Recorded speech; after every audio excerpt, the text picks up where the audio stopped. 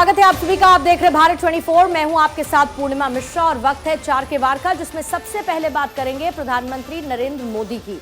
PM Modi ने आज दिल्ली के भारत मंडपम में 7वीं भारतीय मोबाइल कांग्रेस की शुरुआत की। इसके बाद प्रधानमंत्री मोदी चित्रकूट के लिए रवाना हुए। पीएम ने चित्रकूट की जनता को करोड़ों के विकास कार्यों की सौगात दी।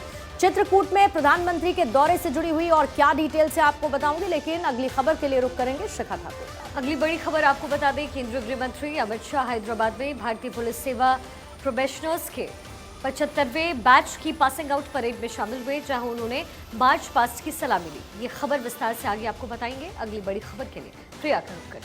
तीसरी बड़ी खबर होगी ईडी के एक्शन से जुड़ी हुई। राजस्थान हो या फिर पश्चिम बंगाल, पेपर लीक मामला हो या फिर राशन घोटाला, ईडी का ताबड़तोड़ एक्शन लगातार जारी है। ईडी ने ममता सरकार के मंत्री ज्योतिप्रिय मलिक को गिरफ्तार किया। इससे जुड़ा हर एक अपडेट आप तक पहुंचाएंगे, लेकिन सीधे आपको ले चलते चित्रकूट, जहां पर मध्य प्रदेश के मुख्यमंत्री शिवराज सिंह चौहान इस वक्त कुछ कह रहे, सुनते हैं।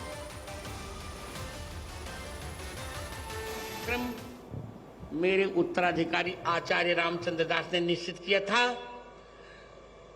अतिथियों की व्यवस्था के कारण उन्होंने कहा, गुरुजी आप प्रधानमंत्री का कार्यक्रम कीजिए, मैं अतिथियों की व्यवस्था करता हूं, उसको भी सब लोग आशीर्वाद दीजिए। अब मैं अत्यारे हूं मध्य प्रदेश ना राज्यपाल मंगू सिंह भाई पटेल ने आहूत करू छू संक्षेप में પોતાની વિચારા વ્યક્ત हो गया થઈ ગયું। અત્યારે હું અત્યારે હું મારા અત્યંત સ્નેહિલ મિત્ર ભારતના પ્રધાનમંત્રી ભારતને વિકસિત ભારત બનાવવા માટે કૃત સંકલ્પ एकमात्र राष्ट्रभक्त माननीय नरेंद्र भाई मोदी ने आ अमायिक माइक आपू छू बोलवा माटे मैं आमंत्रित करता हूं माननीय प्रधानमंत्री नरेंद्र भाई मोदी को। हाँ, पहले पुस्तकों का लोकार्पण हो जाए, फिर प्रधानमंत्री का वक्तव्य होगा। अष्टाध्यायी पर यह पुस्तक केवल 25 पृष्ठ की पुस्तक जो 9,000 पृष्ठों में है।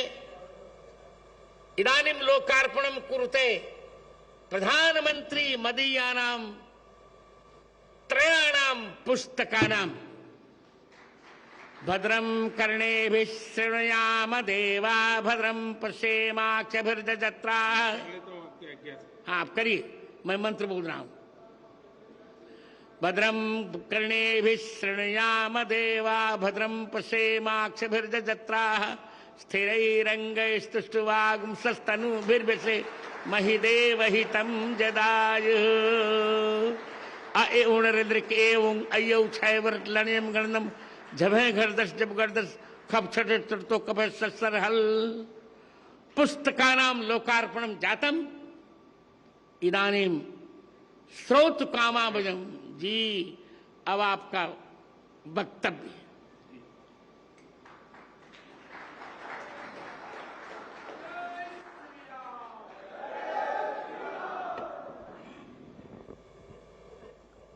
नमो राघवाय,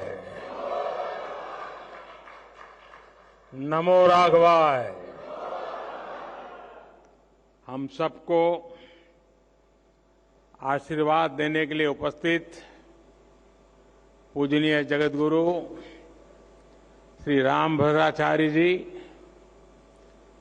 यहाँ पधारे हुए सभी तपस्वी वरिष्ठ संतगण, ऋषिगण, मध्य प्रदेश के राज्यपाल श्री मंगूभाई पटेल, मुख्यमंत्री भाई शिवराज जी, उपस्थित अन्य सभी महानुभाव, देवी और सज्जनों, मैं चित्रकूट की परम पावन भूमि को पुनः प्रणाम करता हूं। मेरा सौभाग्य है कि आज पूरे दिन मुझे अलग अलग मंदिरों में प्रभु श्री राम के दर्शन का अवसर मिला और संतों का आशीर्वाद भी मिला है। विशेषकर जगतगुरु रामभद्राचार्य जी का जो स्नेह मुझे मिलता है वो अभिभूत कर देता है। सभी श्रद्धेय संतगण, मुझे खुशी है कि आज इस पवित्र स्थान पर मुझे जगतगुरु जी की पुस्तकों के विवाचन का अवसर भी मिला है। अष्टाध्यायी भाष्य, रामानंदाचार्य चरितम और भगवान कृष्ण की राष्ट्रलीला, ये सभी ग्रंथ भारत की महान ज्ञान परंपरा को और समृद्ध करेंगे। मैं इन पुस्तकों को जगतगुरु जी के आशीर्वाद का एक और स्वरूप मानता हूं। आप सभी को मैं इन पुस्तकों के विमोचन पर बधाई देता हूं। मेरे परिवारजनों, अष्टाध्यायी भारत के भाषा विज्ञान का, भारत की बौद्धिकता का और हमारी शोध संस्कृति का हजारों साल पुराना ग्रंथ है। कैसे एक एक सूत्र में व्यापक व्याकरण को समेटा जा सकता है, कैसे भाषा को संस्कृत विज्ञान में बदला जा सकता है, महर्षि पाणिनि की हजारों वर्ष पुरानी रचना इसका प्रमाण है। आप देखेंगे दुनिया में इन हजारों वर्षों में कितनी ही भाषाएं आई और चली गई। नई भाषाओं ने पुरानी भाषाओं की जगह ले ली, लेकिन हमारी संस्कृत आज भी उतनी ही अक्षुण्ण, उतनी ही अटल है। संस्कृत समय के साथ परिष्कृत तो हुई, लेकिन प्रदूषित नहीं हुई। इसका कारण संस्कृत का परिपक्व व्याकरण विज्ञान है। केवल 14 माहेश्वर सूत्रों पर टिकी यह भाषा हजारों वर्षों से शस्त्र और शास्त्र दोनों ही विधाओं की जननी रही है। संस्कृत भाषा में ही ऋषियों के द्वारा वेद की ऋचाएं प्रकट हुई है। इसी भाषा में पतंजलि के द्वारा योग का विज्ञान प्रकट हुआ है। इसी भाषा में धन्वंतरी और चरक जैसे मनुष्यों ने आयुर्वेद का सार लिखा है। इसी भाषा में कृषि पराशर जैसे ग्रंथों ने कृषि को श्रम के साथ साथ शोध से जोड़ने का काम किया है। इसी भाषा में हमें भारत भूमि के द्वारा नाट्य शास्त्र और संगीत शास्त्र का उपहार मिला है। इसी भाषा में कालिदास जैसे विद्वानों ने साहित्य के सामर्थ्य से विश्व को हैरान किया है। और इसी भाषा में अंतरिक्ष विज्ञान, धनुर्वेद और युद्ध कला के ग्रंथ भी लिखे गए हैं। और ये तो मैंने केवल कुछ ही उदाहरण दिए हैं। ये लिस्ट इतनी लंबी है कि आप एक राष्ट्र के तौर पर भारत के विकास का जो भी पक्ष देखेंगे, उसमें आपको संस्कृत के योगदान के दर्शन होंगे। आज भी दुनिया की बड़ी बड़ी यूनिवर्सिटीज में संस्कृत पर रिसर्च होती है। अभी हमने ये भी देखा है कि कैसे भारत को जानने के लिए लिथुआनिया देश की राजदूत ने भी संस्कृत भाषा सीखी, यानी संस्कृत का प्रसार पूरी दुनिया में बढ़ रहा है। साथियों, गुलामी के 1000 साल के कालखंड में भारत को तरह तरह से जड़ों से उखाड़ने का प्रयास हुआ। इन्हीं में से एक था संस्कृत भाषा का पूरा विनाश। हम आजाद हुए, लेकिन जिन लोगों ने गुलामी की मानसिकता नहीं गई, वो संस्कृत के प्रति वैर भाव पालते रहे। कहीं कोई लुप्त भाषा का कोई शिलालेख मिलने पर ऐसे लोग उसका महिमा मंडन करते हैं, लेकिन हजारों वर्षों से मौजूद संस्कृत का सम्मान नहीं करते।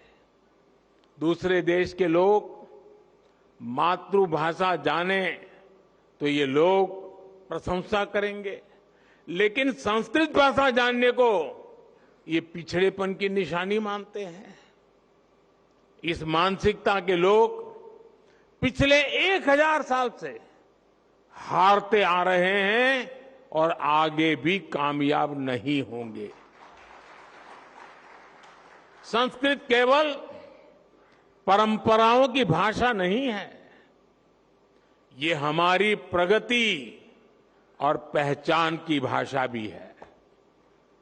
बीते 9 वर्षों में हमने संस्कृत के प्रसार के लिए व्यापक प्रयास किए हैं। आधुनिक संदर्भ में अष्टाध्यायी भाष्य जैसे ग्रंथ इन प्रयासों को सफल बनाने में बड़ी भूमिका निभाएंगे। मेरे परिवारजनों, रामभद्राचार्य जी हमारे देश के ऐसे संत हैं जिनके अकेले ज्ञान पर दुनिया की कई यूनिवर्सिटीज स्टडी कर सकती है।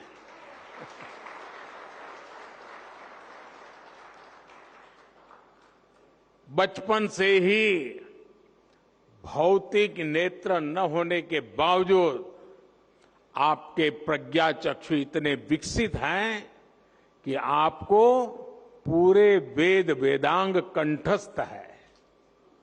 आप सैकड़ों ग्रंथों की रचना कर चुके हैं। भारतीय ज्ञान और दर्शन में प्रस्थानत्रयी को बड़े बड़े विद्वानों के लिए भी कठिन माना जाता है।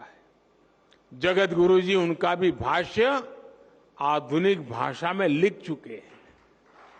इस तरह का ज्ञान, ऐसी मेधा व्यक्तिगत नहीं होती, ये मेधा पूरे राष्ट्र की धरोहर होती है।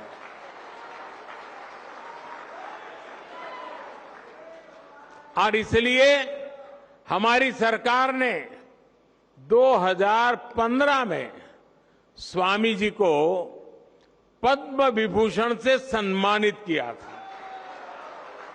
साथियों, स्वामी जी जितना धर्म और अध्यात्म के क्षेत्र में सक्रिय रहते हैं, उतना ही समाज और राष्ट्र के लिए भी मुखर रहते हैं।